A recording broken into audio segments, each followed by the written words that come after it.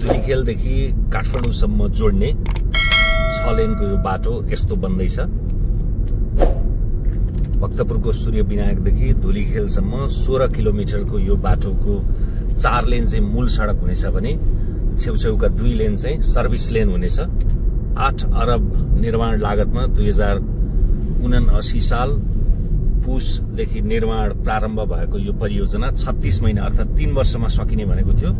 तर पर्याप्त रूपमा सरकारले बजेट विनियोजन नगरेका कारणले गर्दा अहिलेसम्म भौतिक प्रगति 50% पनि हुन सकेको छैन। यद्यपि निर्माण पक्षले चाहिँ पर्याप्त बजेट विनियोजन भयो भने हामी निर्धारित समयमै काम सक्छौं भनेको छ।